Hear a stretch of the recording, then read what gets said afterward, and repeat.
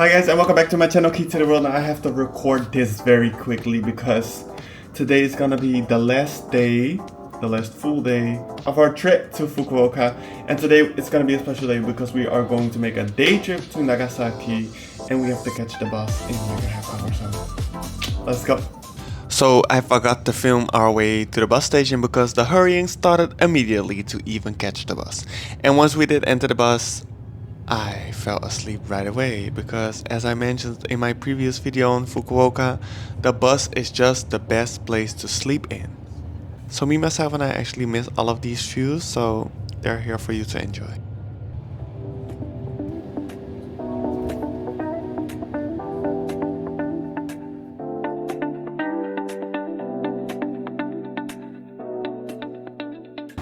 And then we were there all of a sudden. We first made our way to a set of places you cannot miss. The Nagasaki National Peace Memorial Hall for the atomic bomb victims, the Nagasaki Atomic Bomb Museum, and the Peace Park area including the Atomic Bomb Hypocenter where we are now. However, these are such significant places that really ask for you to be there in the present, so I didn't want to be distracted by filming. I also feel I wouldn't do these places justice by trying to capture them by film, and to me these places just really ask for you to be physically there, so that's why I purposely decided not to include them in this video. Also, the goal of this channel is to ease up your Monday and keep it very light and positive, but nevertheless I do really think these places deserve your visit when you are here. After our visit, we made our way back towards the center of Nagasaki and made a very quick stop for lunch at a very cute place, but then quickly made our way towards Dejima because we have very limited time before our bus goes back to Fukuoka. As I told you guys, we are on a tight schedule today, but Dejima was just so interesting that I do really want to give a very simplified overview of the history of Dejima, so let me try to do this within 1 minute. Well, in 1543, the Portuguese were the first Europeans to reach Japan by accident. This started the first trade relations between Japan and Europe. More European countries came into play, including the Netherlands. Trade was done by the Dutch East India Company, which brought a lot of wealth to the Netherlands, but at the expense of many other places through colonialism, exploitation, slave trade, violence, and environmental destruction. When Japan entered a period of isolation policy, they chose the Dutch as the only permitted European influence, since the Dutch did not interfere with Japan's internal policies and religion. The Dutch gained a monopoly position in trading with Japan for over 200 years, but they were only allowed on the small island of Dejima. They often brought along their Indonesian servants, who were often Javanese or Ambanese. These servants were depicted in the images, but their stories often stay untold. The Dutch were closely watched and not allowed to do anything Christian, but they managed to have very profitable trade with Japan, trading not only products, but also scientific, technical, and medical knowledge. When the Netherlands was conquered by France and its colonies occupied by either France or Britain, Dejima became the only place in the world that still flew the Dutch flag. Later on, Japan started to establish trading relations with other countries too, which led to the end of the special role of Dejima. Today, Dejima is no longer an island and has been restored making use of an old miniature model. A Dutch flag is still here, except for today, probably because of the changeable weather today. The buildings on Dejima are an interesting mix of Japanese and European architecture. They have a Japanese basis but Dutch additions. For instance, the Dutch used illustrated bamboo paper as wallpaper or ceiling cover, while this was originally used by the Japanese for sliding doors only.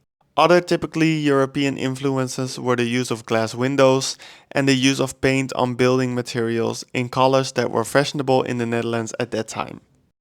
Nagasaki also has an interesting link to one of our earlier destinations, Hoi An in Vietnam. Nagasaki and Hoi An share a large history of trade relations, and there is a model of a Japanese merchant ship in Hoi An which was gifted by Nagasaki. It was super interesting to learn about the history of Dejima, and there's actually so much more to tell, so I would definitely recommend reading more into it. Dejima took much longer than intended, but it was just too interesting and informative to rush our way through there. But we keep in Dutch fashion and are now at Hollander Slope.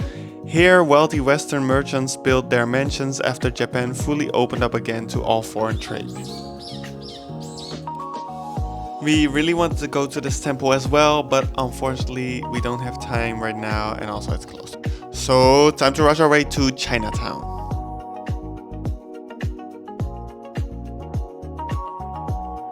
This was actually not me rushing, this was me running past a house that was being harassed by a big bug.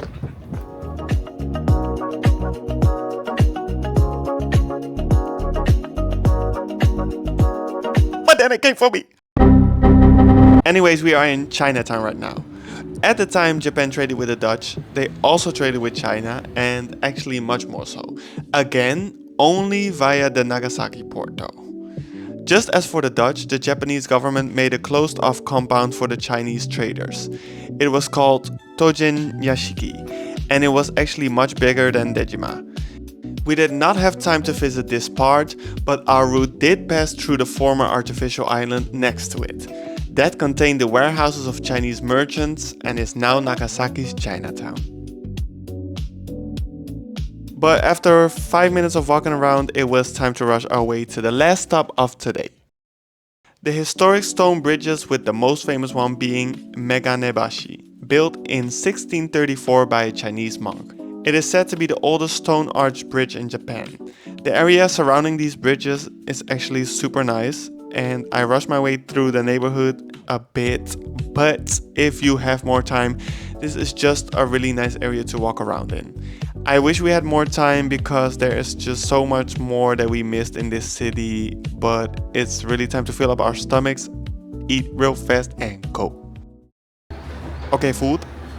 And of course we had to run to catch the bus in time again. Bye! I just hit an Ariana Grande note.